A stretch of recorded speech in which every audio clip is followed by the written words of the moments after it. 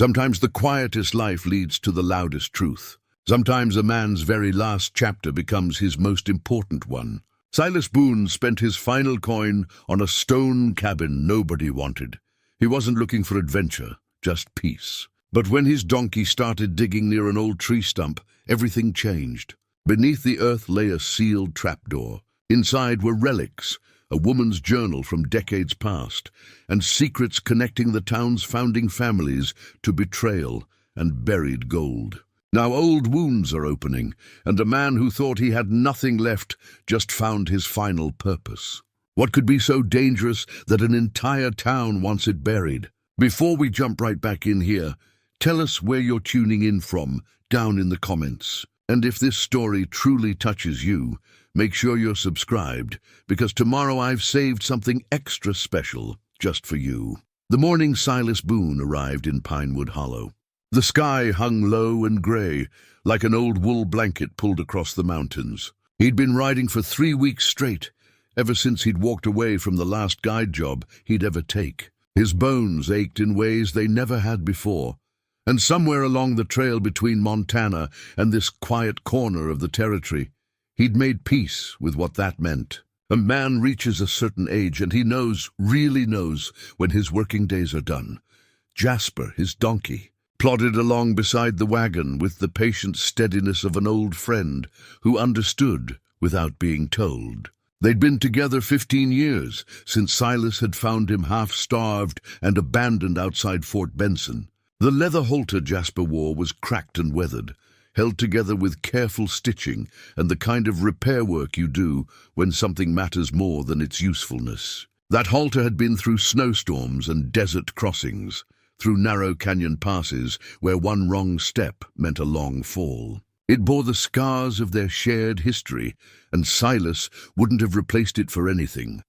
Pinewood Hollow sat in a valley cradled by pine-covered hills that rose like gentle guardians on all sides. The town itself was small, maybe 200 souls at most, with a main street of packed earth that turned to mud when it rained. Wooden buildings lined both sides, a general store, a saloon, a church with a white steeple that needed paint, a modest bank, a doctor's office, and the sheriff's station. Nothing fancy, nothing false. Just the kind of place where people lived out their lives in the shadow of the same mountains their grandparents had seen. Silas had come because he'd heard about the auction, a stone cabin on the outskirts, abandoned for 20 years, going for whatever anyone would pay. He had 50 cents left to his name after settling his last debts, and he figured that was either exactly enough or it wasn't. Either way, it would be his final throw of the dice. The auction took place in front of the general store at noon. A small crowd had gathered, though most folks seemed more interested in gossip than bidding. Silas stood at the back, hat pulled low, studying the auctioneer, a thin man with spectacles who kept checking his pocket watch as if he had somewhere more important to be. "Stone cabin on the old Brennan property," the auctioneer called out. "One room, fireplace, roof mostly intact. Been empty since old Walter Brennan passed in 58. Family doesn't want it. Town doesn't need it. Who'll start the bidding?" Silence stretched out. A woman whispered something to her husband, and they both shook their heads. A younger man in a fine coat, clearly someone with money, looked at the property description and turned away with obvious disdain. "Nobody?" The auctioneer's voice carried a note of exasperation. "Fine, who'll give me anything for it?" Silas raised his hand. 50 cents, heads turned. Eyes assessed him. Weathered face, trail-worn clothes, the kind of man who'd spent his life outdoors and had little to show for it. The auctioneer blinked. 50 cents? "Sir, I can't." 50 cents is what I have," Silas said quietly. "If someone wants to bid higher, they're welcome to it." The crowd waited. Nobody spoke. After a long moment, the auctioneer sighed and brought down his gavel. "Sold to the gentleman in the back for 50 cents. See the clerk for the deed." That was how Silas Boone became a property owner for the first time in his 67 years. The cabin sat a mile outside town, reached by a narrow track that wound through stands of pine and aspen. When Silas first laid eyes on it, he understood why nobody had wanted it. Moss covered the stone walls like a thick green pelt. The wooden door hung crooked on rusted hinges. 2 windows stared out like empty eye sockets, the glass long since broken. The roof sagged in the middle but appeared sound enough, mostly. The yard had gone wild with brambles and tall grass, and an old oak stump sat near what might have once been a garden, but the bones were good. Stone didn't rot or burn easily. The fireplace looked solid, the chimney straight. With work, and Silas had nothing but time now, it could be made livable. He unhitched Jasper and let the donkey explore while he surveyed his new home. Inside, the single room was perhaps 15 feet square. A crude bed frame stood against one wall, the mattress long since carried off by mice. Shelves lined another wall, empty except for dust and dead leaves blown through the broken windows. The stone floor was uneven but intact. The fireplace dominated the far wall, its mantel carved with simple designs that spoke of someone's careful handiwork long ago. Silas set his bedroll in the corner and began the work of reclaiming the space. He swept out debris, patched the door, covered the windows with oilcloth until he could afford glass. He cut back the brambles and cleared a space for Jasper to graze. Each day he worked until his back complained, then sat by the fire in the evening with coffee and the particular satisfaction that comes from making something yours through honest labor. The townspeople mostly left him alone. When he went in for supplies, they were polite but distant. Martha Whitmore ran the general store, a solid woman in her 60s with sharp eyes and a sharper memory. She tallied his purchases without unnecessary conversation, but he caught her watching him sometimes, as if trying to place him in some mental catalogue of human types. Mayor Eli Calhoun passed him on the street once, tipping his hat with the practiced courtesy of a man who'd learned to smile while calculating. He was perhaps 50, well-dressed, with the soft hands of someone who'd never done hard labor. "Welcome to Pinewood Hollow," he'd said. "Hope you're settling in well." "Well enough," Silas had replied. "That old cabin needed someone to care for it. Good to see it occupied again." The mayor's smile never quite reached his eyes. "Let us know if you need anything." Sheriff Tom Brennan was younger, maybe 40, with a weathered face and the careful manner of a man who took his responsibilities seriously. Silas had seen him around town, always watching, always aware. Their eyes had met once across the street, and Silas had nodded. The sheriff had nodded back, neither friendly nor unfriendly, just acknowledging another man's existence. 3 families seemed to run things in Pinewood Hollow: the Calhouns, the Whitmores, and the Brennans. Their names appeared on the bank, on business deeds, in casual conversations. They'd been here since the beginning, people said.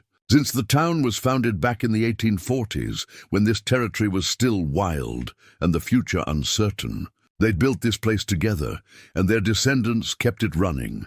Silas didn't pay much attention to town politics. He'd spent his life guiding people through dangerous country, across mountains where avalanches waited, through territories where hostile tribes had every right to be hostile, past bandits who saw travelers as easy prey. He'd learned to read weather and track, to find water where maps said there was none, to keep people alive when everything seemed determined to kill them. It had been good work, meaningful work, but it had also been lonely work, always moving, never settling, watching others build the lives he guided them toward, while he turned back to find the next group heading out. Now, for the first time, he had a place. A roof that was his own, walls that would shelter him, ground that knew his footsteps. Jasper grazed contentedly in the clearing, and in the evenings, Silas would sit by the fire and feel something he hadn't felt in years. Peace. He should have known it wouldn't last. The thing about peace is that it's fragile. It exists in the spaces between conflicts, in the brief moments when the world forgets to press down on you.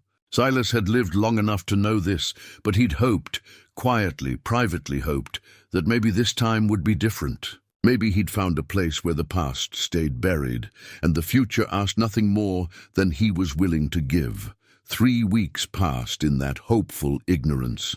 3 weeks of simple routine, waking with the sun, working on the cabin, eating modest meals, talking to Jasper as if the donkey understood every word, and perhaps he did in his way. 3 weeks of believing he'd finally stepped off the trail for good. Then Jasper started digging, and everything changed. It started on a Tuesday morning, unremarkable in every way except what it would lead to. Silas was out repairing fence posts. Not that he had livestock to contain, but the work gave him purpose, and the fence line gave the property definition. Jasper grazed nearby as he always did, moving slowly through the tall grass, content in that way animals are when they feel safe. Except this morning Jasper stopped grazing. Silas noticed it first as a change in sound, the absence of Jasper's steady cropping of grass. He looked up to see the donkey standing motionless near the old oak stump, ears forward, head down, staring at the ground with unusual intensity. "What have you got there, old friend?" Silas called out, expecting Jasper to find some interesting plant or perhaps a gopher hole. Instead, Jasper began to paw at the earth. Not the casual scraping animals do when they're bored, but deliberate, insistent digging. His front hooves struck the ground again and again, sending up small clouds of dirt and torn grass. "Easy now," Silas said, walking over. "You'll hurt yourself." But Jasper didn't stop. He pawed harder, almost frantic, and let out a low bray that Silas had rarely heard in their 15 years together. It was a sound of frustration, of determination, of trying to communicate something important. Silas knelt beside the spot Jasper had been attacking. The ground looked no different from anywhere else.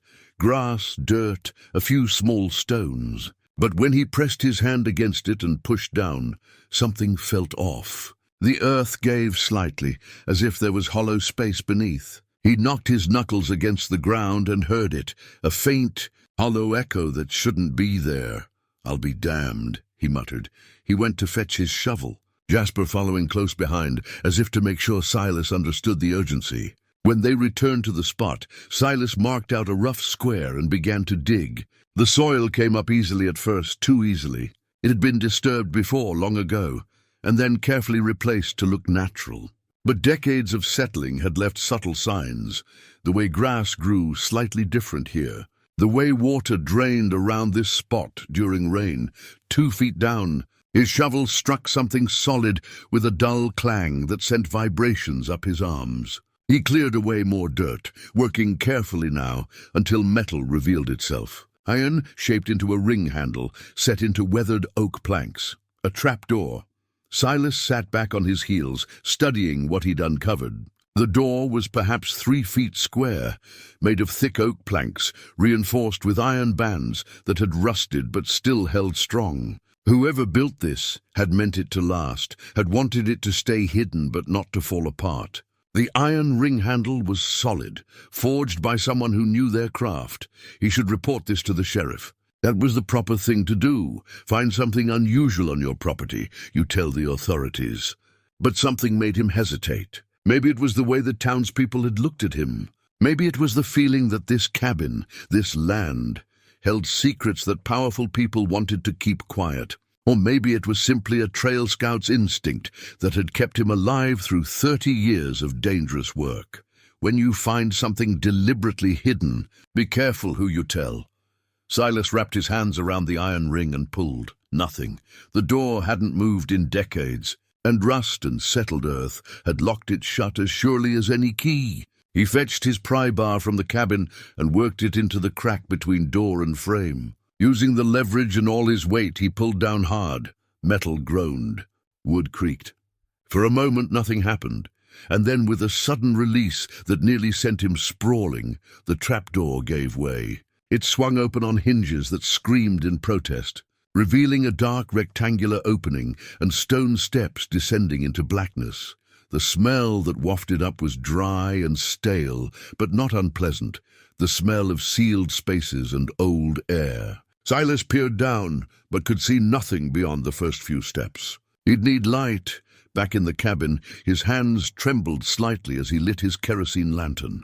This was foolish, he told himself. It was probably just an old root cellar, maybe a hiding place from Indian raids back in the territorial days. Nothing mysterious, nothing dangerous. He was an old man getting worked up over nothing. But his instincts told him different.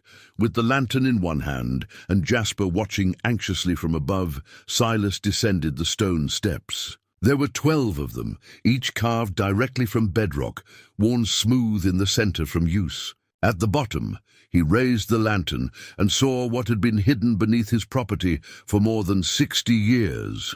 The chamber was roughly 10 feet by 12, hewn from solid rock with impressive skill. The walls were smooth, the ceiling high enough that Silas could stand upright without stooping. But what caught his attention were the contents. Along one wall stood wooden shelves holding various items, crates, boxes, bundles wrapped in oilcloth.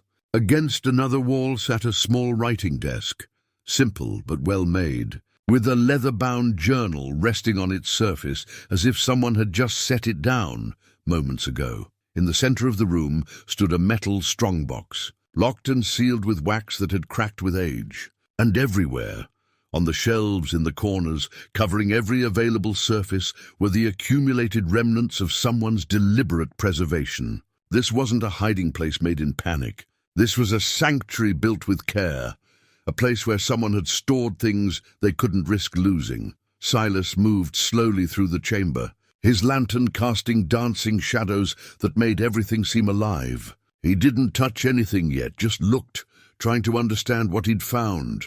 The air was remarkably dry for an underground space, which meant someone had planned for drainage, had thought about how to keep things safe long-term. His eyes kept returning to the journal on the desk. It called to him in a way he couldn't explain. He set down the lantern and picked up the leather-bound book with careful hands. The cover was embossed with initials, EMB. The leather was cracked but intact. The pages inside yellowed but readable. He opened to the first page and read the inscription written in careful, feminine script. This journal belongs to Eleanor Marie Brennan. If found, please return to my husband Thomas Brennan, Pinewood Hollow. Year of our Lord, 1862, Eleanor Brennan. The name stirred something in Silas's memory, something Martha at the general store had mentioned in passing, some old story about the town's history. And Brennan, that was the sheriff's family name. Silas turned a few pages, reading by lamplight. The entries were detailed, thoughtful, the writing of someone educated and observant. Eleanor wrote about daily life, about her marriage to Thomas, about the town and its people. But as Silas skimmed forward, the tone changed. The entries became more urgent, more troubled. Words like afraid and discovered and betrayal appeared with increasing frequency.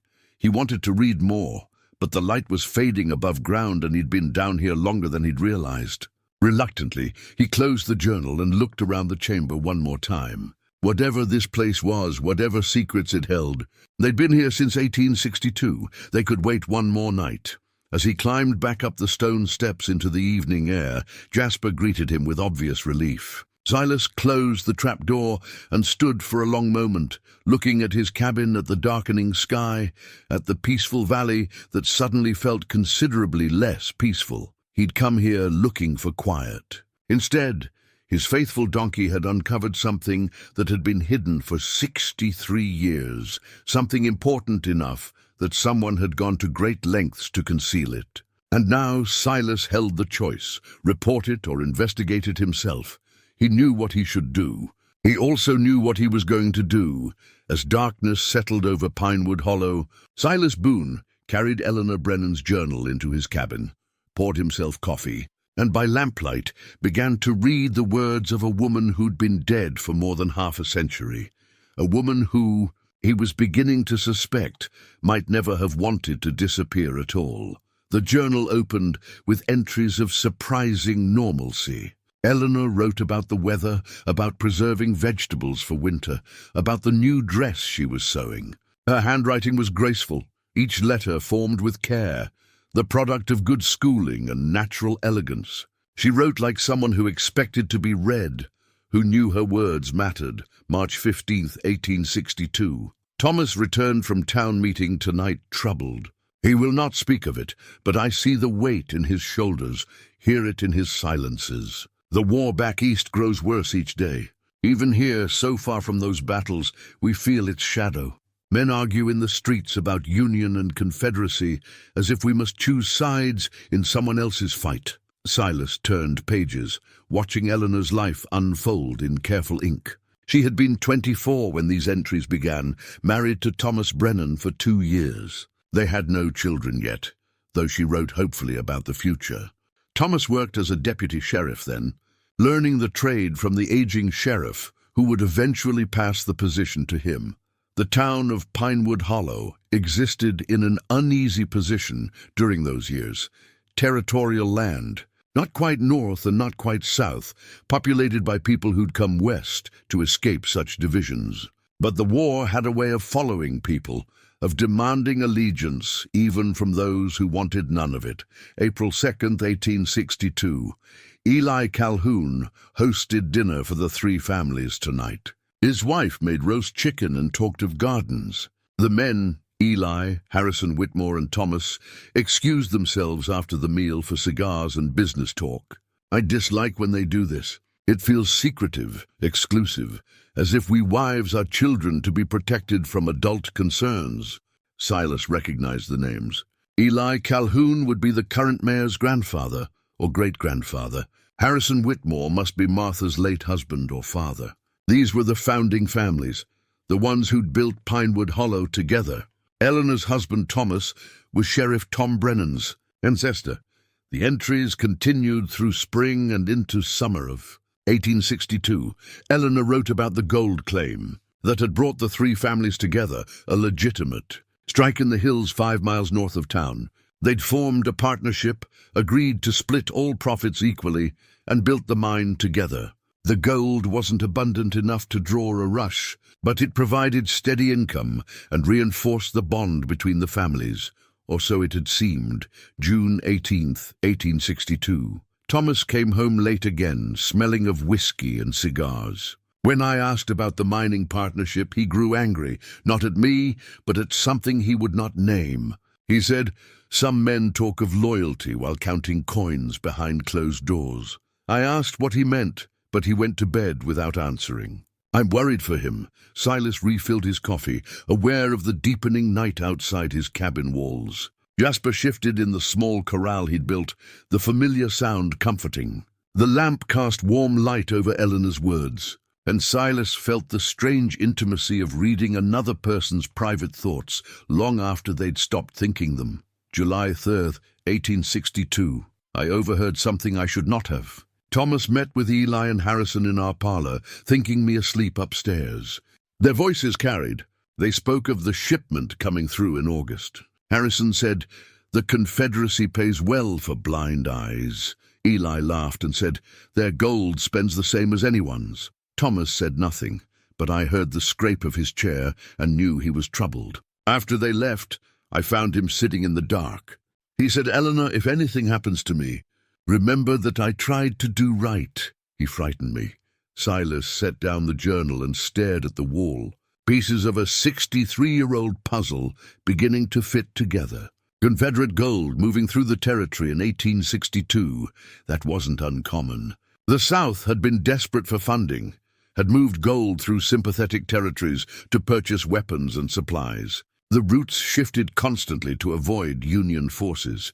But what Eleanor had overheard suggested something more. Eli and Harrison were facilitating the shipment, taking payment for allowing it through their territory. It would have been treason if anyone had cared enough to prosecute in these remote reaches. More importantly, Thomas Brennan hadn't been comfortable with it. The entries grew more urgent as summer progressed. Eleanor wrote of her husband's increasing isolation from his partners, of tense meetings and veiled threats. She described finding documents in Thomas's coat pocket, papers he quickly hid from her, but not before she glimpsed figures and signatures. August 21, 1862. Today I did something I am not proud of. While Thomas was at work, I searched his desk. I found papers hidden in a false bottom drawer. Partnership dissolution documents, dated for September 1st. Thomas plans to leave the mining venture to sever ties with Eli and Harrison. But there is more. A ledger showing deposits made to the Calhoun and Whitmore bank accounts that do not match our partnership agreement. They have been stealing from the mine, taking more than their third. Thomas has documented everything. I'm afraid of what will happen when he confronts them. Silas stood and walked to his window, looking out at the darkness. The moon had risen, painting the clearing in silver light. Somewhere out there, beneath the ground near that old oak stump, lay the chamber Eleanor had prepared. She'd known something was coming. She'd been smart enough to create a hiding place and store evidence.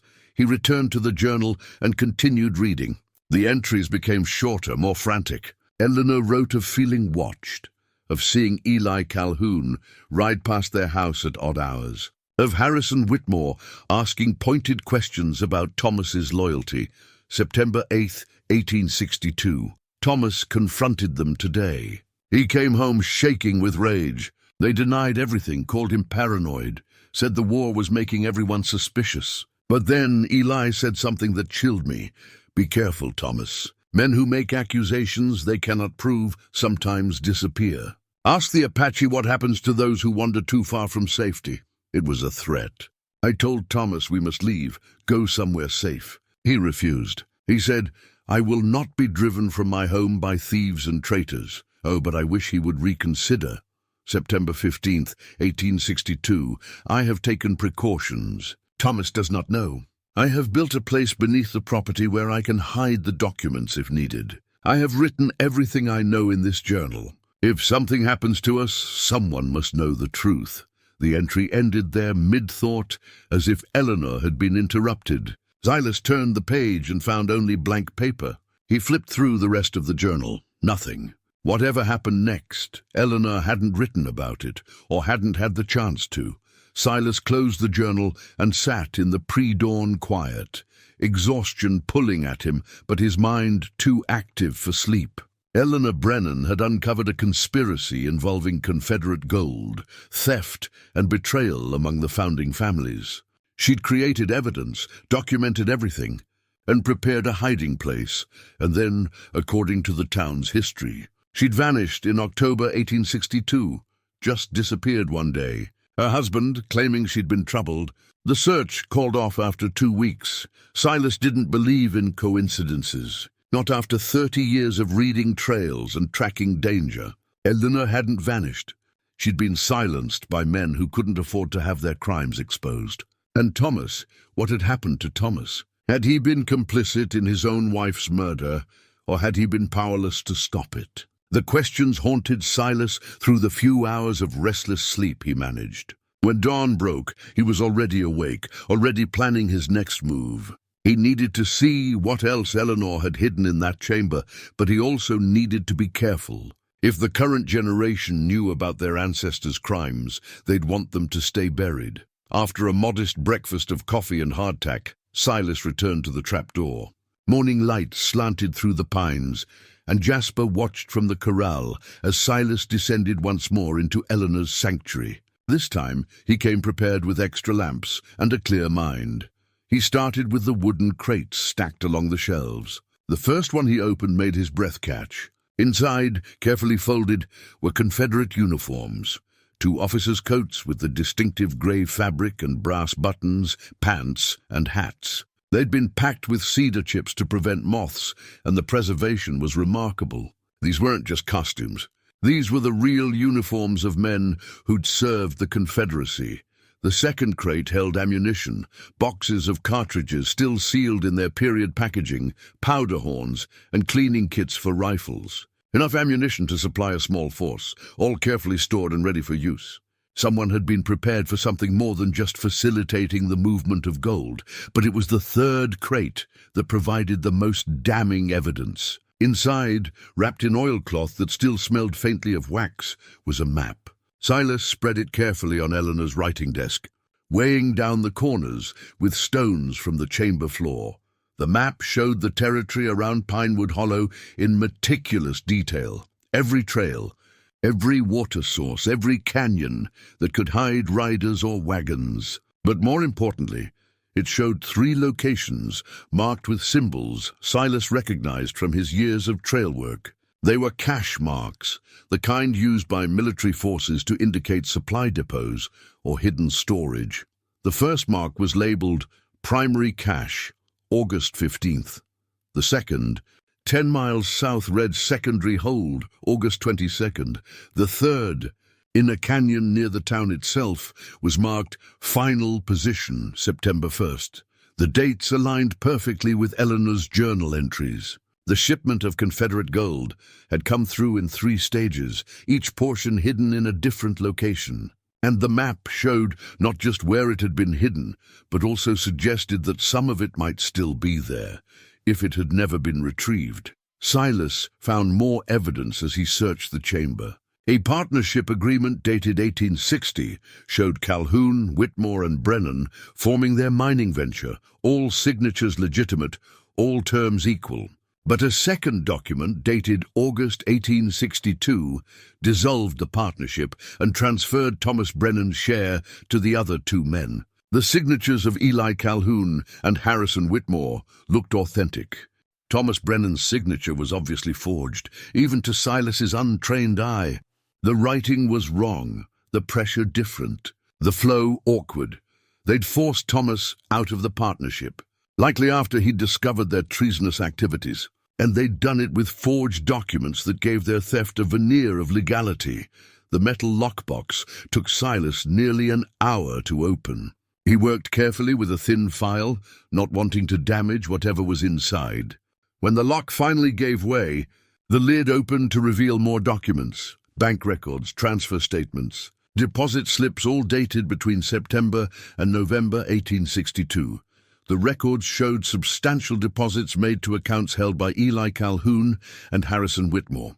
The amounts were staggering, far more than any legitimate mining operation could have generated in those months. This was Confederate gold, payment for their cooperation, possibly even a portion of the gold itself, melted down and deposited as if it were legitimate mining profits. Thomas Brennan's account showed no such deposits. In fact, his account showed a steady decline through those months, as if he'd been systematically cut out of the partnership's proceeds. Silas photographed everything with the old camera he'd kept from his trail days, one of those new portable models from a few years back that didn't require a darkroom setup.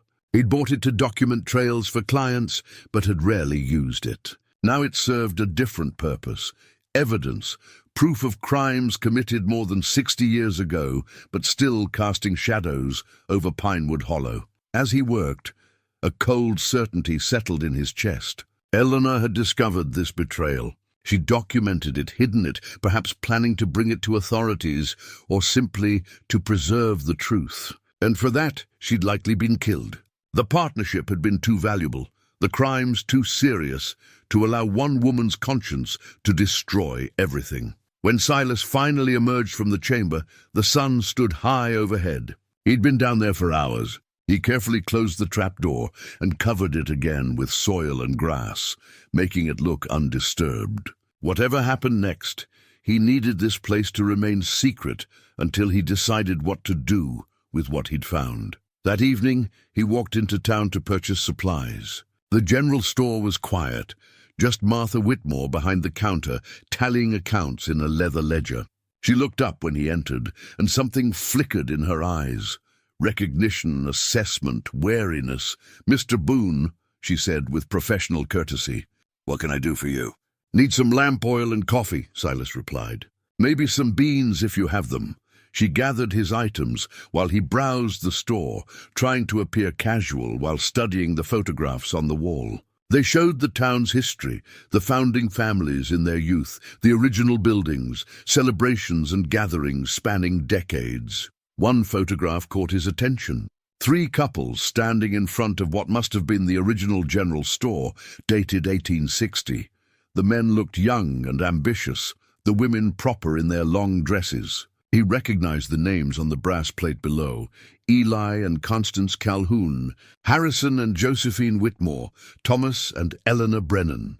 Eleanor looked directly at the camera, her expression serious, intelligent, beautiful, in a way that had nothing to do with fashion and everything to do with character. She'd been real, had lived and loved and died for trying to do the right thing.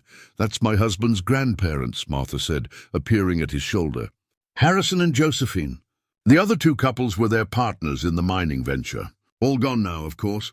But their families built this town together. What happened to them? Silas asked, keeping his voice mild. The men lived long lives. Harrison passed in 1902, Eli a year later. Thomas died in 1868. Martha paused, something complicated crossing her face. His wife Eleanor disappeared before that. Some kind of tragedy. Thomas never remarried, never spoke of her. Some griefs run too deep for words. That's a shame, Silas said quietly. Yes. Martha wrapped his purchases. We all have our burdens to carry. That'll be 60 cents. As Silas paid and prepared to leave, Sheriff Tom Brennan entered the store. He nodded to Martha, then turned his attention to Silas with the practiced assessment of a lawman. Mr. Boone, settling in well? Well enough, Sheriff. Good. That old cabin of yours belonged to my great-great-grandfather originally. Thomas Brennan built it for his wife Eleanor back before the war. The sheriff's eyes were steady, measuring. Family story says she loved that place. Made a garden there, spent her days keeping house. Then one day she was just gone. Never found. My ancestor searched for months. Tragic, Silas said. Yes, funny though, that cabin's been empty ever since. None of the family wanted to live there after what happened. Said it felt haunted. The sheriff smiled, but it didn't reach his eyes. You notice anything unusual out there? Anything strange? Silas met his gaze calmly, drawing on decades of keeping his expression neutral in dangerous situations. Just an old cabin and some overgrown land, Sheriff. Nothing strange about it. Good. Well, you let me know if you find anything interesting. Old properties sometimes have surprises buried in them. We like to know about such things. After the sheriff left, Silas walked back to his cabin as twilight settled over the valley. His wagon wheel bore a fresh chalk mark, the same mark he'd seen days ago, but now there were two X marks side by side. Someone was tracking his movements more closely now. They suspected something. Whether they knew about the chamber or were simply being cautious about a stranger living on historically significant property, Silas couldn't be sure. But the message was clear. He was being watched. That night, Silas sat by his fire and considered his options. He could go to authorities outside Pinewood Hollow, present the evidence, and let justice take its course. But justice for 63-year-old crimes seemed unlikely, and the current families had built their power over generations. They wouldn't go down easily, or he could walk away, pretend he'd found nothing, live out his days in the quiet he'd come seeking. But when he closed his eyes, he saw Eleanor Brennan's face from that photograph, intelligent, serious, trusting that truth would matter. She'd tried to do right and had been murdered for it. Her story had been buried, her voice silenced, her truth stolen. Silas Boone had spent his life guiding people through dangerous territory. He knew how to read trails, how to spot threats, how to survive when everything turned hostile. And he knew one more thing with absolute certainty. Eleanor Brennan deserved better than to be forgotten. Whatever it cost him, he would give her the one thing they'd taken, the truth. The next morning, Silas made a decision. Before he could confront anyone or take any evidence to outside authorities, he needed to verify Eleanor's map. If the cache locations she'd documented still existed, if there was physical proof beyond documents and journals, his case would be that much stronger. And more importantly, he needed to understand the full scope of what the founding families had done. He saddled Jasper. The donkey could still manage trail work for a day, though neither of them was as spry as they'd once been, and set out for the first location marked on Eleanor's map. The coordinates placed it in the hills north of town, roughly 8 miles as the crow flies, but closer to 12, following the winding trails through pine forest and rocky terrain. The morning was crisp, autumn beginning to assert itself in the yellowing aspen leaves and the particular slant of sunlight that came only in September. Silas rode slowly, partly to spare Jasper and partly to ensure he wasn't followed. He took an indirect route, doubling back twice, using techniques he'd developed over decades of guiding travelers through hostile territory. By noon, he reached the area indicated on the map. The terrain here was rough, a series of ravines cutting through granite formations, the kind of place where a dozen men could hide and never be spotted from the main trails. Perfect for concealing something valuable, Silas dismounted and studied the landmarks. Eleanor's map had been precise, marking distinctive rock formations and the junction of two seasonal streams. He found them both exactly where indicated, which told him whoever had drawn the map, likely one of the Confederate officers involved in the gold shipment, had known this territory intimately. The cache location was marked at the base of a cliff face, where the two streams met during spring runoff. Silas approached carefully, aware that 63 years was enough time for rockfalls or floods to change the landscape. But when he reached the spot, he found something that made his pulse quicken. Someone had been here recently. The ground showed signs of excavation, not old digging from the 1860s, but fresh work, maybe 2 or 3 weeks old. Soil had been moved, stones displaced, and then hastily replaced. Someone else knew about the cache locations and was looking for what remained. Silas knelt and examined the site more carefully. They dug down about 4 feet before stopping. Had they found what they were looking for, or had they given up? He used his hands to move the loose soil they'd replaced, working deeper until his fingers struck something that wasn't stone, wood.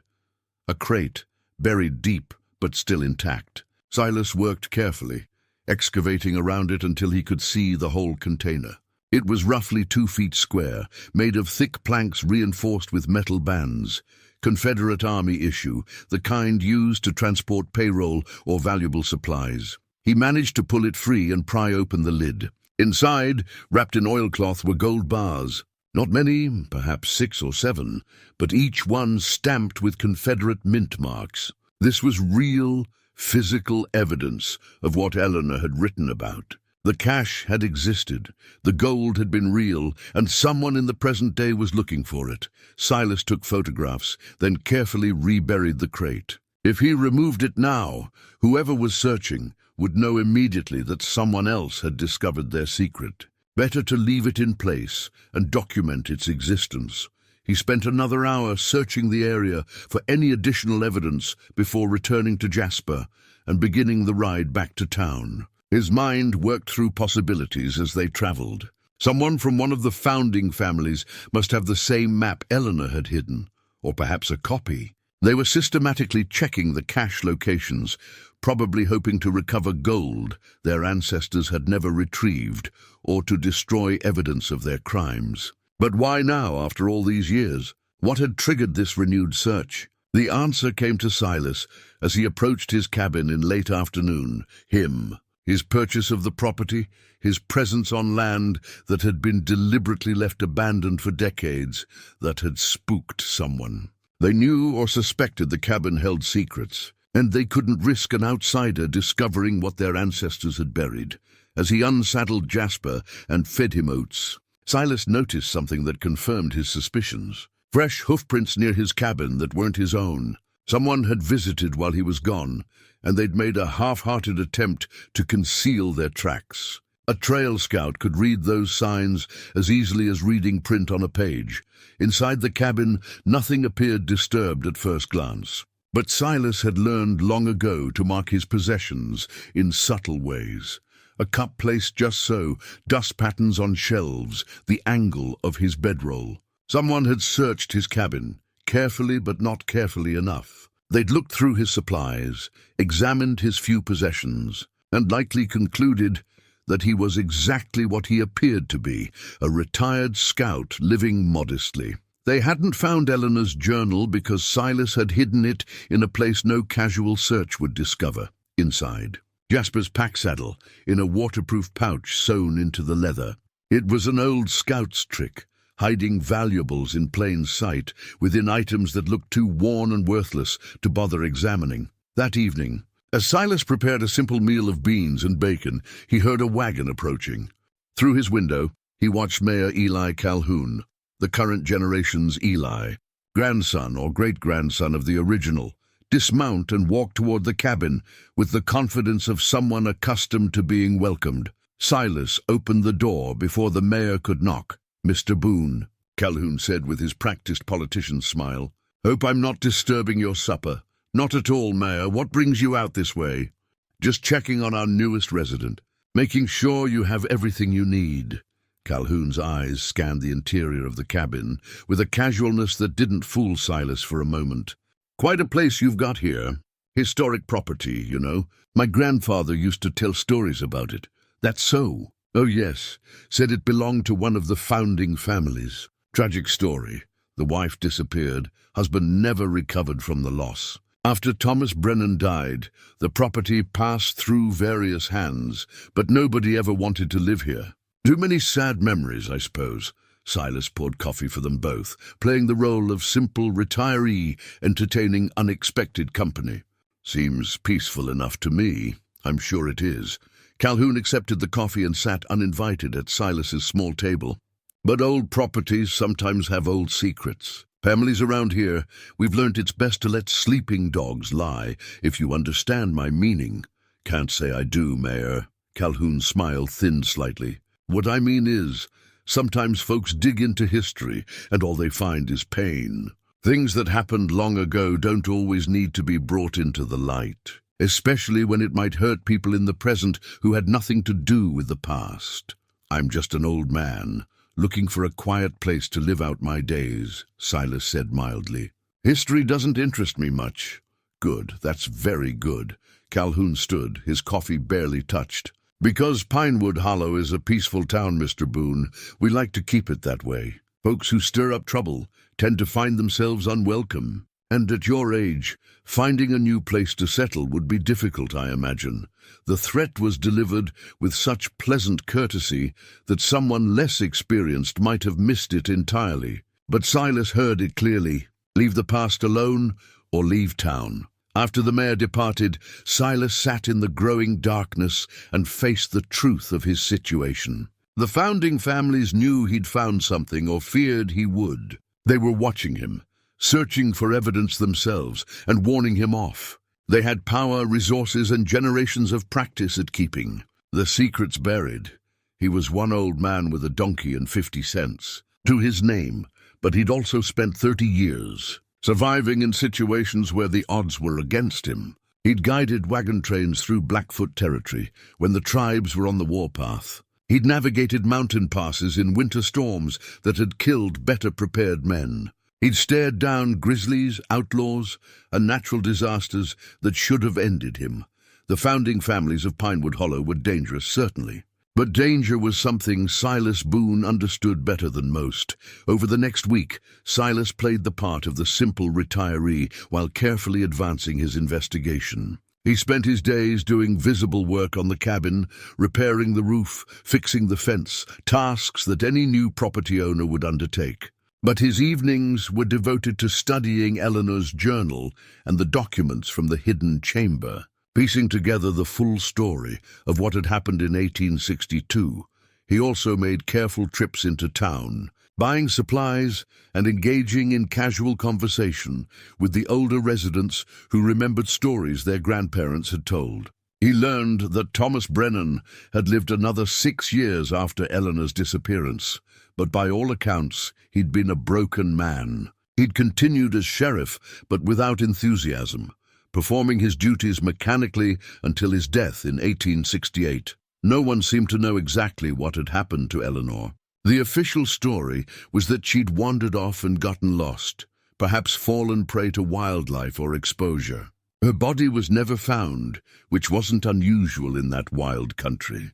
But the timing, just weeks after Thomas had confronted his partners about their theft and treason, struck Silas as far too convenient. One afternoon, while purchasing nails at the general store, Silas struck up conversation with an elderly man named Walter Green, who'd lived in Pinewood Hollow his entire 82 years. Walter loved to talk about the old days, and Silas was happy to listen.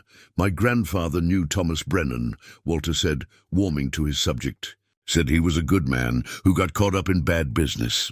The war did that to folks.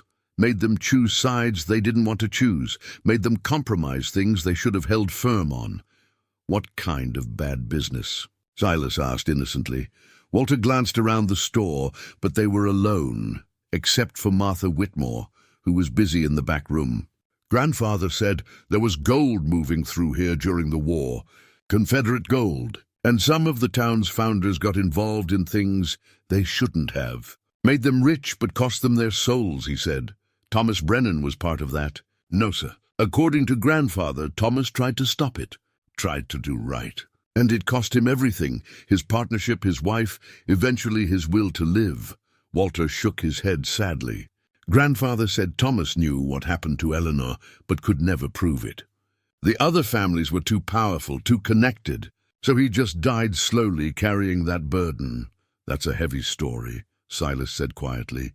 It is. But that's the thing about the past, Mr. Boone. It's never really past. Those old sins are still here, still shaping this town. The families that prospered from that blood money still run everything. And they don't like folks asking questions about where their wealth came from. Martha Whitmore emerged from the back room then, and Walter quickly changed the subject to talk about the weather. But he'd given Silas a crucial piece of information. Thomas had known what happened to Eleanor. He'd known but couldn't prove it, which meant he'd suspected or even witnessed her murder, but lacked evidence to bring charges against men as powerful as Calhoun and Whitmore. That night, Silas read through Eleanor's journal again, this time looking for clues about where she might have been killed. One entry caught his attention, written just days before her final entry, September 12, 1862. Thomas has agreed we should leave Pinewood Hollow. We will go east to my sister in Ohio and start fresh. We have enough saved to make the journey. I've hidden all the evidence in the chamber beneath the oak. If we do not make it out, at least the truth will survive. We plan to leave on the morning of October 1st, before the others realize we're gone. October 1st. Silas checked the town records he'd found in the library. Eleanor had been reported missing on October 2nd. She'd made it to the day of their planned escape, and then vanished. The pieces fell into place with terrible clarity. Calhoun and Whitmore must have learned of the escape plan. They couldn't let Thomas leave, couldn't risk him taking his evidence to federal authorities where their wealth and influence meant nothing. So they'd acted first, removing the greater threat, Eleanor, who had documented everything, and probably threatening Thomas with exposure as a co-conspirator if he spoke out. Thomas had lived the rest of his life knowing his wife had been murdered, knowing who'd done it, but trapped by fear or complicity or simply the overwhelming power of men who controlled everything around him. It was a special kind of hell. Silas needed more than Eleanor's journal and the buried documents. He needed physical evidence of Eleanor's fate, and he had a growing suspicion about where to find it. 2 days later, Silas set out on another excursion, this time toward the third cache location marked on Eleanor's map, the one labeled Final Position in the canyon near town. The designation had struck him as odd. Why call it Final Position rather than Final Cache or Last Deposit? Unless it wasn't about the gold at all. Unless it meant something else entirely. The canyon was only 3 miles from town, a narrow cleft in the granite where a seasonal creek cut through on its way to join the larger river. It was isolated enough that no one would stumble across it accidentally, but close enough that someone from town could reach it and return within a few hours. Silas approached cautiously, aware that the founding families might have someone watching this location too. But the canyon appeared deserted, silent except for the whisper of wind through pine branches and the distant call of a hawk. The map's notation placed the site near a distinctive rock formation, 3 granite boulders stacked in a way that looked almost deliberate, as if ancient hands had arranged them. Silas found the formation exactly where indicated and began searching the immediate area. At first, he saw nothing unusual. Just rocks, sparse grass, the scattered remnants of pine cones gnawed by squirrels. But then his eye caught something that made him stop, a depression in the ground, roughly 6 feet long and 3 feet wide, where the grass grew differently than the surrounding area. It was subtle, the kind of thing you'd only notice if you were looking for it, if you knew how to read the land. A grave. Unmarked, forgotten, but unmistakably a grave. Silas knelt beside it, his chest tight with a feeling he couldn't quite name. Sorrow, certainly. Anger, yes. but also a strange sense of purpose, as if the 30 years he'd spent learning to read trails and signs had been preparation for this exact moment. He didn't dig. Not yet. He'd need witnesses for that, people who couldn't be intimidated or bought off by the founding families. But he photographed the site carefully, documenting the location, the dimensions, the way the ground had settled over decades. As he worked, he heard horses approaching. Silas moved quickly into the cover of nearby boulders, watching as 3 riders entered the canyon. He recognized them immediately: Sheriff Tom Brennan, Mayor Eli Calhoun, and a younger man he'd seen around town, probably Calhoun's son or nephew. They rode directly to the gravesite. "He's been here," the sheriff said, dismounting to examine the ground where Silas had knelt. "Fresh tracks, maybe an hour old." "Damn it," Calhoun swore. "I told you we should have run him off the moment he bought that cabin." "We can't just force people to leave without cause," Brennan said, but his voice lacked conviction. "He's an old man. Maybe he's just exploring the area, exploring exactly the locations marked on the Confederate map," the younger Calhoun said sharply. "That's not coincidence, Uncle Eli. He found the chamber." "He knows." The sheriff looked troubled, his hand resting on the butt of his revolver. "What do you want me to do?" "I can't arrest a man for buying property and taking walks." "No, but we can encourage him to leave," the mayor said. "One way or another. Our families have worked too hard, built too much, to let some nosy old scout destroy everything over crimes committed before we were born." "They're still crimes," the sheriff said quietly. "Murder is murder, even 60 years later. Don't get philosophical on me, Tom. Your great-great-grandfather was involved too, remember? If this comes out, the Brennan name gets dragged through the mud right alongside ours." The sheriff was silent for a long moment, then nodded reluctantly. "I'll talk to him again. Make it clear he needs to leave Pinewood Hollow. And if talking doesn't work," the younger Calhoun asked, "then we do what our ancestors did," the mayor said flatly. "We protect our own." They rode away, leaving Silas hidden among the boulders, with his heart pounding and his mind racing. They'd just confirmed everything he'd suspected. They knew about the chamber, about Eleanor's documentation, about the Confederate gold. And they were willing to kill to keep it secret, just as their ancestors had killed Eleanor. Silas waited a full hour before emerging from his hiding place. As he rode Jasper back toward his cabin, he knew he'd crossed a threshold. This was no longer about satisfying curiosity or honoring a dead woman's memory. This was about survival. The founding families had shown their hand. Now he had to decide how to play his. The answer came from an unexpected source. The following evening, Silas was sitting by his fire, wrestling with his options, when he heard a soft knock at his door. He opened it to find a woman standing in the twilight, young, maybe 30, with Martha Whitmore's sharp eyes and determined expression. "Mr. Boone, my name is Sarah Whitmore. I'm Martha's granddaughter. May I come in?" Silas stepped aside, wary but curious. Sarah entered and glanced around the cabin before speaking in a low, urgent voice. "I know what you found," she said without preamble. "The chamber beneath the oak. Eleanor Brennan's journal. The evidence of what our families did." Silas said nothing, waiting to see where this was leading. Sarah took a breath. "I need you to understand something. Not everyone in the founding families is content with the lies we've been built on. Some of us want the truth to come out, no matter what it costs." "Why?" Silas asked simply. "Because I'm tired of living with ghosts." Sarah's voice carried a weight of personal pain. "My grandmother Martha knows the family history. She told me everything before she got too old and her memory started failing. The gold, the betrayal, Eleanor's murder. She's carried that burden for 40 years, ever since her husband, Harrison Whitmore's grandson, told her on his deathbed." Sarah pulled out a worn leather pouch and set it on Silas's table. "This belonged to my great-great-grandfather. Martha kept it hidden all these years. She was afraid to bring it forward, afraid of what the Calhouns would do. They're the ones who've always been most ruthless about protecting the secret. But when she heard you'd bought this cabin, she hoped, she prayed, that someone would finally find Eleanor's evidence and have the courage to expose it all." Silas opened the pouch. Inside was another journal, this one belonging to Harrison Whitmore himself. With trembling hands, he began to read by lamplight. The entries were written in a cramped, guilt-ridden hand. They started shortly after Eleanor's disappearance and continued sporadically for years. The first entry made Silas's blood run cold. October 2nd, 1862.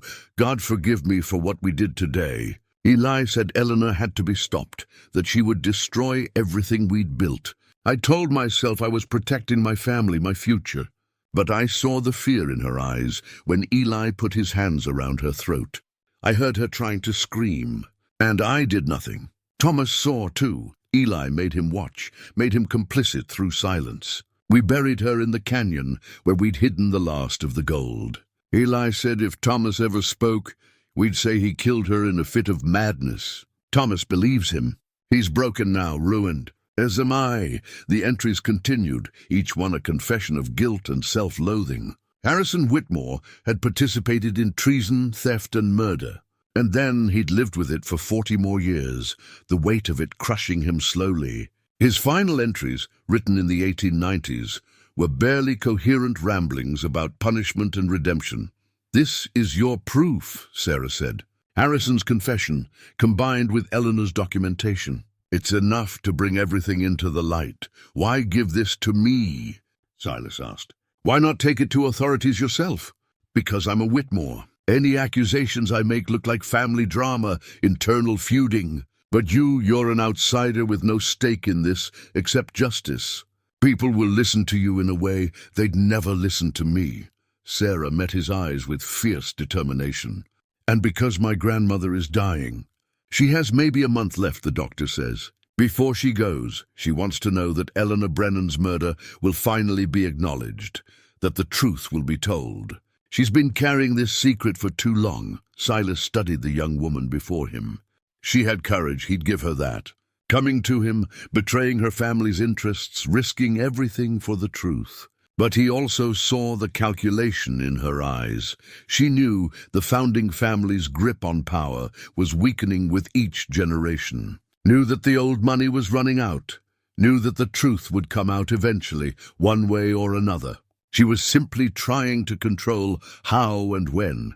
Still, her motivations didn't change the facts. He now had confessions from both victims and perpetrators. Physical evidence of Confederate gold and the location of Eleanor's body. It was enough to force an investigation that even the founding family's influence couldn't stop entirely. There's one more thing you should know, Sarah said. Sheriff Tom Brennan isn't like his ancestors. He's a good man caught in a terrible position. He knows the truth, his father told him years ago, but he's been trying to protect a legacy that doesn't deserve protection. If you give him a way out, a way to do right, without completely destroying his family name, he might help you, or he might arrest me for disturbing a gravesite or trespassing, or any one of a dozen charges the Calhouns could pressure him to bring. Silas pointed out, that's the risk, Sarah admitted. But the alternative is taking this to federal authorities, which would take months and give the Calhouns time to destroy evidence or worse. Tom is torn, but he's fundamentally decent. I think he'd rather face the truth than become complicit in another murder. After Sarah left, Silas sat in the darkness, considering his next move. He had evidence now, more than he dared hope for. But evidence meant nothing if he couldn't get it to people who would act on it. And he was still one old man against families who'd spent generations consolidating power and eliminating threats. The following morning brought clarity in the form of action. Silas spent several hours carefully copying all the documents, journals, and photographs. He made 3 complete sets, packaging each in waterproof oilcloth. One set he buried in a new location only he knew. Another he sent by postal coach to a federal marshal he'd worked with years ago, along with a letter explaining everything. The 3rd set he kept with him. Then he did something that surprised even himself. He walked into town and requested a meeting with Sheriff Tom Brennan. The sheriff's office was a modest building on Main Street, all wood and function with no pretense of grandeur. Tom Brennan sat behind a desk covered with paperwork, and when Silas entered, the lawman's expression cycled through surprise, resignation, and something that might have been relief. Mr. Boone, I wondered when you'd come to see me. I think it's time we had an honest conversation. Sheriff, I think you're right. Brennan gestured to a chair. Though I should warn you, there are people who'd rather this conversation never happen. I'm aware. I'm also aware that you're not like Eli Calhoun or even some of your own ancestors. You took an oath to uphold the law, and I'm betting that means something to you. The sheriff was quiet for a long moment, his hands clasped on the desk. My great-great-grandfather watched his wife be murdered and did nothing to stop it. He lived with that cowardice for 6 years before it killed him. My family's been living with that shame ever since. So yes, my oath means something to me. Maybe more because of what came before. Silas laid Eleanor's journal on the desk, followed by Harrison Whitmore's confession, the photographs of the cache sites, and the map showing Eleanor's grave. This is everything. Proof of treason, theft, and murder, committed in 1862 by the founding families of Pinewood Hollow. Proof that Eleanor Brennan didn't wander off and get lost. She was murdered because she tried to expose crimes that enriched the families who still run this town. Brennan stared at the evidence as if it were a snake coiled to strike. If this comes out, it destroys more than reputations. It calls into question every land deed, every business transaction, every position of authority the founding families have held for 60 years. I know. But Eleanor Brennan deserves justice, and truth deserves to be told. Justice? Brennan's laugh was bitter. The men who committed these crimes are long dead. The people running Pinewood Hollow now weren't even born when Eleanor died. What justice is there in punishing the innocent for the sins of their ancestors? The innocent aren't being punished, Silas said firmly, but they are benefiting from crimes their ancestors committed. And more importantly, they're threatening to commit new crimes to cover up the old ones. Mayor Calhoun as much as told me he'd kill to keep this secret. I heard him say it in the canyon 3 days ago. The sheriff's eyes sharpened. You were at the gravesite. I was. And I heard your conversation. I know you're conflicted, Sheriff. I understand the position you're in. But here's the thing. You get to choose who you want to be. Not who your great-great-grandfather was, but who Tom Brennan is when it matters. Silence filled the office. Outside, the sounds of the town continued. Wagons rolling past, people calling greetings, life proceeding as it always had. But in this small office, the weight of 63 years pressed down, demanding resolution. Finally, Sheriff Brennan reached for the evidence. I'll need to verify all of this. Examine the gravesite, check the cache locations, authenticate the documents. I expected nothing less, and I'll need to bring charges. Not just against our ancestors, but against anyone in the present who's been trying to cover this up or threaten you. That would include Mayor Calhoun. I know, the sheriff met Silas's eyes. I've spent my whole career trying to honor my badge and my family name. Turns out I can't do both, so I choose the badge. Relief flooded through Silas, though he was careful not to show it too obviously. When do we start? Now, before Eli hears about this meeting and tries to interfere. Brennan stood and reached for his hat. Mr. Boone, I hope you understand what you're unleashing. This town is going to tear itself apart when the truth comes out. I know. But Eleanor Brennan's been waiting 63 years for someone to care more about truth than comfort. I figure she's waited long enough. The next 2 days moved with the unstoppable momentum of a boulder rolling downhill. Sheriff Brennan proved to be thorough and professional, approaching the investigation with the kind of careful attention that came from knowing the entire town would be scrutinizing every detail. He brought in a federal marshal from the territorial capital, the same man Silas had sent his evidence package to, who'd already been preparing to investigate based on what Silas had mailed.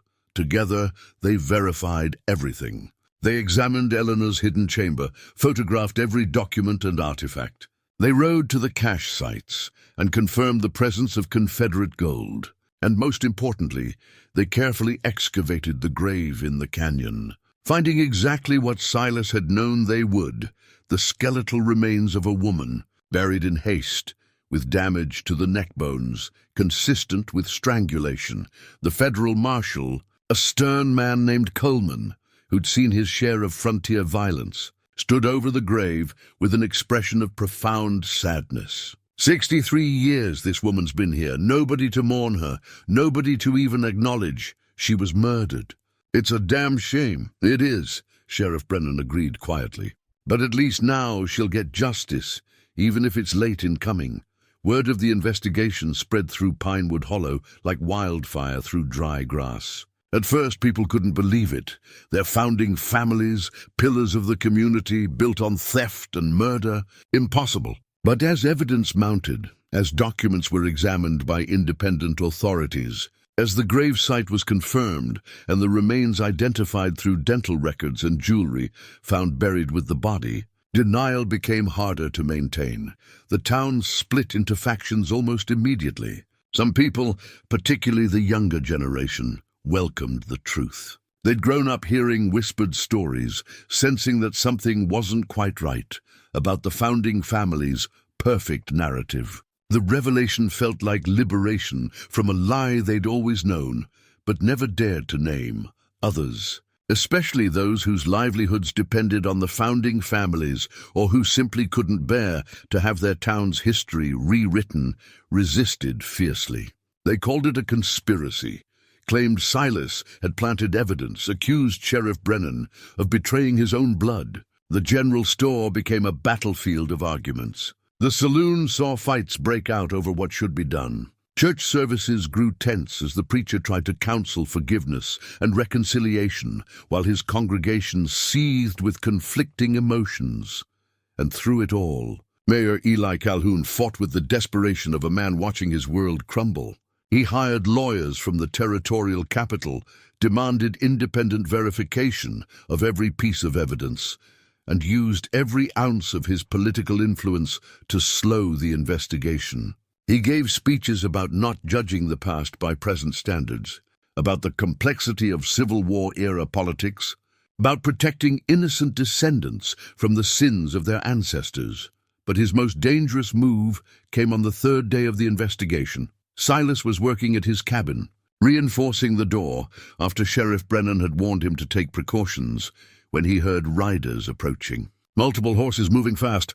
He set down his hammer and stepped into the doorway, his hand resting on the revolver he'd started carrying again, an old habit from his trail days that suddenly seemed relevant. 6 men rode into his clearing, led by Mayor Calhoun's nephew, the young man Silas had seen at the gravesite. They were armed, all of them, and their intentions were written plainly in their hard expressions and aggressive posture. "Mr. Boone," the young Calhoun called out, "we need to have a conversation. I'm listening. Not here. You're going to ride with us into town. There are questions about your evidence, concerns about your methods. The mayor wants to talk to you in front of witnesses." Silas recognized a trap when he saw one. If the mayor has questions, he can ask them through Sheriff Brennan or Marshal Coleman. "I've got nothing to say to him directly." "That wasn't a request, old man." Young Calhoun's hand moved toward his weapon. "You've caused enough trouble in this town. Time to answer for it. I'm on my own property, breaking no laws. You've got no authority to force me anywhere. We've got 6 guns that say different, the situation balanced on a knife's edge." Silas knew he could get maybe 2 of them if shooting started, but 6 against 1 meant he'd die here in his own doorway.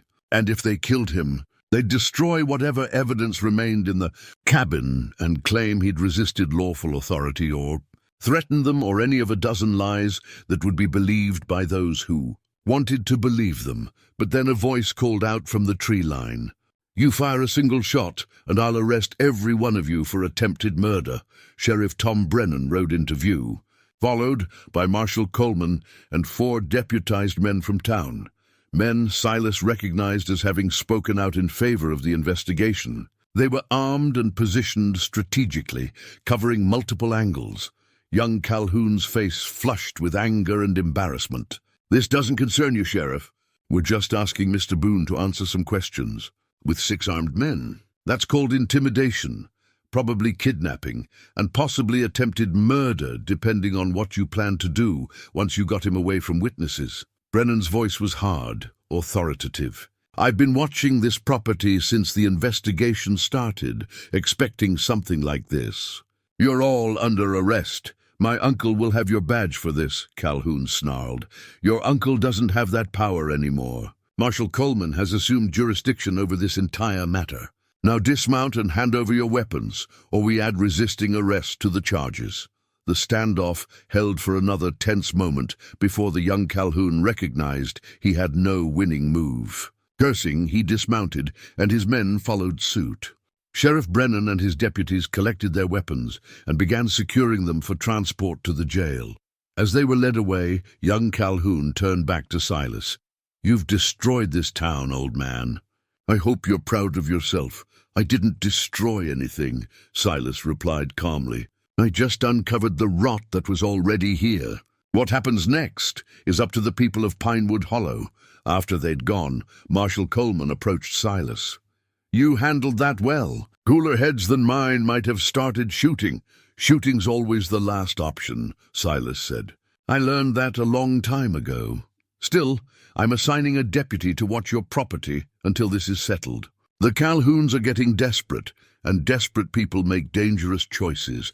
That evening, with a young deputy named Miller standing watch outside, Silas sat in his cabin and took stock of where things stood. The truth was coming out, that much was certain. Eleanor's murder would be acknowledged, the Confederate gold conspiracy exposed, and the founding family's carefully maintained image shattered. Justice, in its way, would be served, but the cost was becoming apparent too. The town was fracturing, relationships ending, businesses suffering as people chose sides. Sarah Whitmore had been ostracized by half her family for helping Silas.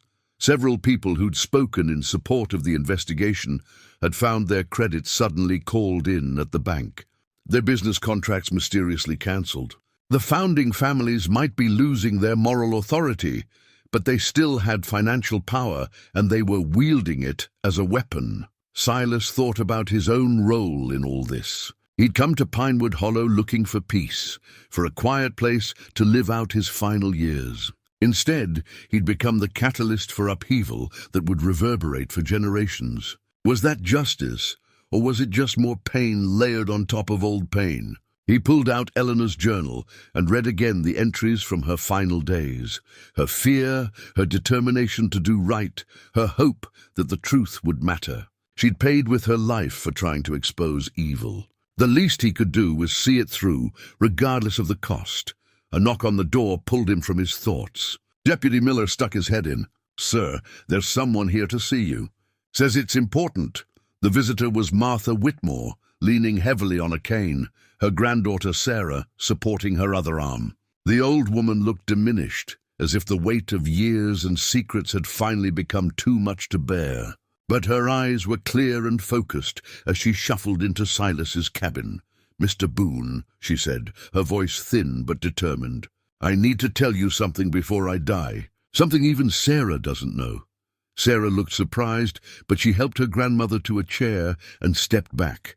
Martha took a breath, then began to speak. "I said my husband told me about Eleanor's murder on his deathbed. That was true, but I didn't tell you everything he said. He told me where they put the rest of the Confederate gold, the portions they never recovered from the caches. And he told me something else. Eleanor Brennan wasn't the only one they killed." Silas felt ice in his veins. "Who else?" "Thomas Brennan didn't die of natural causes in 1868, like the records say. Eli Calhoun poisoned him when Thomas finally worked up the courage to go to federal authorities with what he knew. Made it look like a heart condition. And there was another man, a federal agent who came through in 1875 asking questions about the Confederate gold. He disappeared. They said he moved on to another assignment, but my husband told me they killed him too and buried him with the unclaimed gold." Martha reached into her coat and pulled out a yellowed piece of paper, her hands trembling. "This is a map to where they buried that agent and the remaining gold. My husband drew it for me, made me promise to keep it secret until after I died, until everyone involved was gone. But I'm tired of secrets, Mr. Boone. I'm tired of carrying death. Before I go, I want it all exposed. Every crime, every victim, every lie." She pressed the map into Silas's hands. "Finish what you started. Give all the dead their justice, not just Eleanor. After Martha and Sarah left, Silas unfolded the map and studied it by lamplight. The location was in the hills east of town, in a box canyon that would have been perfect for hiding something you never wanted found. If Martha was right, there was at least one more murder to expose and potentially enough Confederate gold to prove beyond any doubt that the founding families had built their fortunes on blood and treason. He knew what he had to do. But he also knew that this final revelation would push the Calhouns past mere desperation into something more dangerous. They'd already tried to intimidate him with armed men. When that failed, what would they attempt next? The answer came sooner than he expected. Just past midnight, Silas woke to the smell of smoke. He was on his feet instantly, decades of trail scent screaming danger before his conscious mind caught up. Through his window, he saw flames licking at the walls of his small corral. The structure he'd built for Jasper was burning. Jasper, his faithful companion, was braying in panic, trapped by the fire that was spreading fast in the dry timber. Silas burst through his door, grabbing a bucket as he ran. Deputy Miller was already up, firing shots into the darkness where someone had fled after setting the fire. But Silas had no time to worry about arsonists. He had to get Jasper out. The corral gate was jammed, deliberately sabotaged, he realized, meant to trap the donkey inside. Silas threw his shoulder against it once, twice, and on the third attempt it gave way. Jasper bolted out, eyes wide with terror, and Silas guided him away from the flames toward the safety of the clearing. Behind him, his cabin's roof caught fire. The flames must have spread from the corral, leaping across the gap on wind-carried embers. Everything he owned, what little there was, would be gone within the hour. Deputy Miller ran up, breathless. I winged one of them, saw at least 3 riders heading back toward town. Mr. Boone, we need to get water on that cabin. But Silas knew it was already too late. The fire had too much of a head start, and they had too little water. He watched his shelter burn with a strange detachment, thinking of all the things he'd lost over a lifetime of traveling. Possessions left behind, places abandoned, always moving on to the next thing. At least this time he'd managed to save what mattered most, Jasper, and the evidence he'd already distributed to multiple locations. Sheriff Brennan arrived within the hour, riding hard from town with Marshal Coleman and a group of volunteers. By then, the cabin was a smoking ruin, and Silas sat on a rock with Jasper beside him, both of them watching the embers glow in the darkness. "I'm sorry," Brennan said, genuine regret in his voice. "Deputy Miller said he hit one of them. We'll find out who, and it was the Calhouns," Silas said flatly. "We both know it. And we both know they'll claim they were somewhere else, that they have alibis, that this was probably just an accident, or maybe I set it myself for sympathy. Actually, we have something better than knowing." Marshal Coleman held up a piece of fabric. "Miller's shot tore this off one of the riders. It's from a distinctive coat, custom-made, expensive. I've seen Mayor Eli Calhoun wearing it at town meetings. And if Miller's bullet is in the man, we'll find the wound. They tried to kill my donkey," Silas said, his voice quiet but hard as granite. "That's where I draw the line. You go after a man's property, that's one thing. You go after something he cares about, something innocent, that's different." He stood, every inch the trail scout who'd survived 30 years of danger by knowing when to retreat and when to stand firm. "I've been playing defense this whole time, trying to bring evidence forward through proper channels, trusting the system. But they just escalated this into something personal. So here's what's going to happen. Tomorrow morning, I'm riding to that box canyon Martha told me about. I'm going to find that federal agent's body and the rest of the Confederate gold. And I'm going to bring back proof that will destroy the Calhouns so completely that 3 generations from now, people will still be talking about their fall." "Mr. Boone," Brennan began, "you need to let us handle—" "No." Silas's tone brooked no argument. "They came to my home. They tried to kill Jasper. This isn't just about Eleanor Brennan anymore, or Thomas, or that federal agent. This is about drawing a line and saying this far and no further. I'm going to that canyon, and I'm going to finish this. Marshal Coleman studied him for a long moment, then nodded slowly. "Then we're going with you. Not to stop you, but to make sure whatever you find is properly documented and can be used in court. And to make sure the Calhouns don't get another chance to silence you." "I work alone," Silas said. "Not this time," Brennan said firmly. "This isn't the open trail, Mr. Boone. This is a law enforcement investigation, and we do it by the book. That's the only way to make sure the truth sticks and the guilty actually face consequences." Silas looked at the two lawmen, then at the smoking ruins of his cabin, then at Jasper standing patiently nearby. He was too old to be playing the lone hero, and if he was honest with himself, he was tired, bone-deep tired of carrying this burden alone. "Fine," he said. "We ride at dawn." "But I lead the way." Dawn broke cold and clear over Pinewood Hollow. Silas, Sheriff Brennan, Marshal Coleman, and 4 deputized men rode east toward the Box Canyon, marked on Martha Whitmore's map. They moved cautiously, aware that the Calhouns might try to intercept them or reach the canyon first to destroy evidence, but the trail remained clear.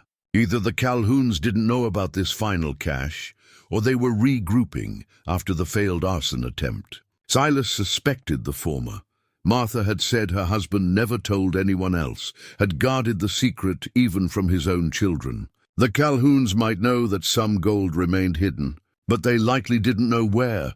The Box Canyon was exactly where the map indicated, a narrow cleft in the granite walls that widened into a hidden bowl, perhaps 50 yards across. Water trickled from a spring at the far end, creating a green space that contrasted sharply with the surrounding rock. It was beautiful in a stark, isolated way, and perfect for hiding things you never wanted found. Silas consulted the map, then pointed to a rocky overhang near the spring. "According to Martha's husband, there's a cave entrance under that ledge. Natural formation, but they widened it to create storage space. The cave entrance was partially concealed by fallen rocks and deliberate camouflage, but once you knew what to look for, it was obvious." Marshal Coleman lit a lantern and led the way inside, with Silas and Sheriff Brennan close behind. The deputies remained outside, keeping watch. The cave opened into a larger chamber, and what they found there took even Silas's breath away. Wooden crates lined the walls, at least 24 of them, all bearing Confederate Army markings. In the center of the chamber, wrapped in canvas that had deteriorated with age, were bars of gold, stacked like cordwood. The lamplight reflected off the metal in warm, damning brilliance, but it was what lay beside the gold that made the find devastating. Human remains, partially wrapped in rotted fabric, with a badge still pinned to what remained of the clothing. A federal marshal's badge, tarnished but unmistakable. Marshal Coleman knelt beside the skeleton, his expression grim. Federal agent Marcus Reed went missing in 1875 while investigating Confederate gold smuggling in this territory. The case was never solved. They thought he'd been killed by outlaws or hostile tribes. He looked up at Silas. "Your Mrs. Whitmore was right. They murdered him and buried him with the evidence he was looking for." Sheriff Brennan stood in the cave entrance, looking at the fortune in gold and the price that had been paid to keep it secret. 3 murders we know of now. Eleanor Brennan, Thomas Brennan, and Agent Reed. Maybe more we don't know about. All to protect stolen Confederate gold and the reputations built on it. "This ends it," Marshal Coleman said. "There's no talking their way out of this, no using influence or money to make it go away. This much physical evidence, combined with the written confessions and documents, the Calhoun and Whitmore families are finished." They spent the next 3 hours carefully documenting everything, taking photographs, making detailed notes, and preparing to transport both the remains and the gold. It was meticulous work, but necessary. Every piece of evidence had to be handled properly to ensure it would hold up in court. They were loading the last crate onto a wagon when one of the deputies called out a warning. "Riders approaching, at least a dozen, maybe more." Silas climbed to a vantage point and saw them coming. Mayor Eli Calhoun, leading a group of armed men, riding hard toward the canyon. His face was visible even at this distance, twisted with desperate rage. Behind him rode members of both the Calhoun and Whitmore families, along with hired guns and townspeople who'd thrown in their lot with the founding families. "They know," Silas said. "Someone must have talked, or they've been watching us. Either way, they're coming to stop us from taking this evidence." Marshal Coleman checked his rifle. "We're federal law enforcement. They fire on us, it's sedition." "They have to know that. They're past caring," Sheriff Brennan said. "Look at Calhoun's face. That's the look of a man with nothing left to lose." The riders reached the canyon entrance and stopped, Calhoun dismounting and walking forward alone. His usually pristine suit was disheveled, and there was a bandage on his left arm where Deputy Miller's bullet had grazed him. The evidence of his guilt literally worn on his sleeve. "That gold belongs to Pinewood Hollow," Calhoun called out. "My ancestors risked everything to acquire it, to build something lasting. You have no right to take it. Your ancestors stole it," Marshal Coleman replied. "And they murdered anyone who tried to expose their crimes. You're under arrest, Mayor Calhoun. You and everyone with you who participated in last night's arson attempt. I'm not going to jail for trying to protect my family's legacy." Calhoun's hand moved toward his gun. "And you're not leaving this canyon with that gold." The moment stretched out, brittle as thin ice. Silas could see the calculation in Calhoun's eyes, the desperate weighing of options. The mayor was cornered, facing the destruction of everything his family had built over 3 generations. Men in such positions made dangerous choices. "Don't," Silas said quietly, his voice carrying across the space between them. "Don't add murder to your family's crimes. Your ancestors killed 3 innocent people. Don't make yourself the 4th killer in your line. There's been enough blood spilled over this gold." For a moment, Calhoun's hand hovered near his weapon. Then slowly he seemed to deflate, the fight draining out of him as reality set in. His shoulders sagged, and when he spoke again, his voice was hollow. "It's over, isn't it? Everything we built, everything we were, it's all gone. It was built on lies and murder," Sheriff Brennan said. "It was never real. This," he gestured to the cave, to the evidence, "this is what was real. And it's been waiting 63 years to come to light." Eli Calhoun sank to his knees in the dust, and with him fell the last defense of Pinewood Hollow's founding families. 6 months later, Silas Boone stood in front of a newly erected monument in the Pinewood Hollow Cemetery. The granite marker was simple but dignified, bearing 3 names: Eleanor Marie Brennan, Thomas James Brennan, and Marcus Reed. Below their names was an inscription that Silas himself had written: "Murdered for seeking truth, remembered for their courage. May we honor them by choosing justice over comfort." The town had changed in those 6 months, though whether for better or worse depended on who you asked. The trials had been swift and thorough. Eli Calhoun and his nephew received prison sentences for arson and attempted murder. Several other family members faced charges for conspiracy and obstruction. The Confederate gold was seized by federal authorities, though a portion was designated to compensate descendants of those who'd been wronged. The Calhoun and Whitmore business empires had collapsed.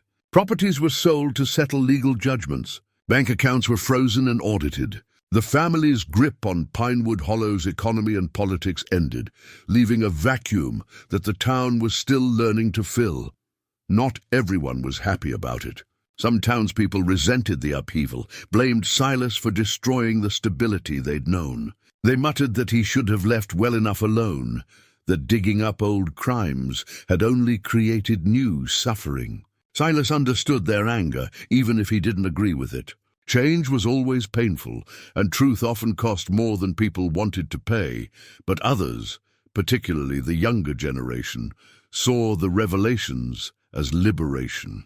They spoke of finally being free from the weight of inherited lies, of building a community on honesty rather than secrets. Sarah Whitmore had become a leader in this new movement, using her family's remaining resources to establish a historical society dedicated to preserving the complete truth of the town's founding.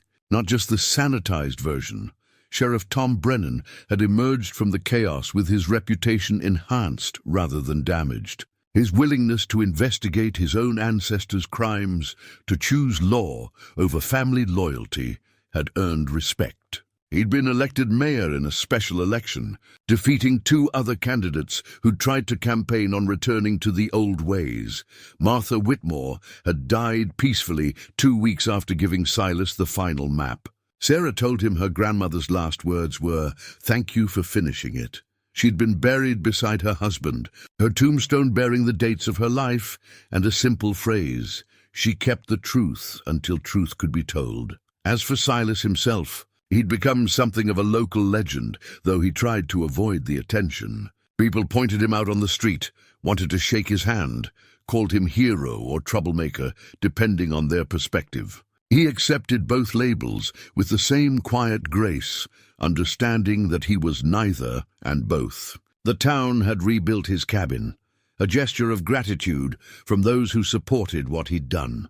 It was larger now, more solid, with proper windows and a roof that wouldn't leak. Silas appreciated the gesture, though he sometimes missed the simple intimacy of the original structure. Jasper grazed contentedly in an expanded corral, showing no lasting trauma from the fire. The donkey had become something of a town mascot, children bringing him carrots and apples, tourists wanting to photograph the donkey that found the secret. Jasper tolerated it all with patient dignity, though Silas suspected he preferred their quiet evenings when it was just the two of them. "Quite a journey you've had," a voice said behind him. Silas turned to find Marshal Coleman, who'd stayed in the area during the trials and apparently decided to remain permanently. He'd taken a position as Deputy Federal Marshal for the territory, which meant he'd be based out of Pinewood Hollow. "Not the retirement I planned," Silas acknowledged. "No, but perhaps the one you needed." Coleman stood beside him, looking at the monument. "Eleanor Brennan's descendants have been found, by the way. A great-great-niece living in Ohio. She's coming out next month to visit the grave. That's good. Family should know what happened. She wanted me to thank you." Said Eleanor's disappearance had haunted their family for generations. At least now they have answers, and they know she died trying to do right. They stood in comfortable silence, two men who'd seen enough of life to appreciate both its beauty and its complexity. Around them, the cemetery held the stories of Pinewood Hollow's past, some noble, some shameful, all human. "You planning to stay?" Coleman asked. Silas considered the question. He'd spent his life moving, never settling, always on to the next trail. But something had shifted in him over these months. He'd found purpose again, had made connections that mattered. The cabin on the edge of town, rebuilt and solid, felt more like home than any place he'd lived before. "I think so," he said finally. "For however long I have left. Jasper's getting old and so am I. Time to stop running. The town would be glad to have you. Despite what some people say, most folks know you did right." After Coleman left, Silas remained at the monument a while longer. He thought about Eleanor Brennan, writing in her journal by lamplight, knowing she was in danger, but refusing to let truth be buried. He thought about Thomas Brennan, broken by grief and complicity, living out his days in silence. He thought about Agent Reed, who died doing his job, forgotten until decades later, and he thought about himself, an old trail scout who'd spent his final coin on a stone cabin and found, instead of peace, a purpose worth more than comfort. The sun was setting over the pine-covered hills, painting the sky in shades of gold and crimson. Silas walked slowly back to his cabin, Jasper falling into step beside him, as they'd done for 15 years. Behind them, the cemetery held its stories. Ahead, the cabin waited, solid and real. He'd come to Pinewood Hollow looking for a place to die quietly. Instead, he'd found a reason to live a little longer, a little more purposefully. Sometimes the quietest life does lead to the loudest truth, and sometimes a man's final chapter, the one he thinks will be about rest and reflection, turns out to be about justice and courage instead. Silas Boone had given Eleanor Brennan her voice back. In doing so, he'd found his own, not the voice of youth or ambition, but the voice of an elder who'd lived long enough to know that truth matters more than comfort, that justice delayed is still justice worth pursuing, and that it's never too late to stand for what's right. As darkness settled over the valley and lamplight glowed in his windows, Silas sat in his chair with coffee and contentment. The past had been honored. The dead had been given justice. The truth had been told. It was enough. More than enough. It was everything.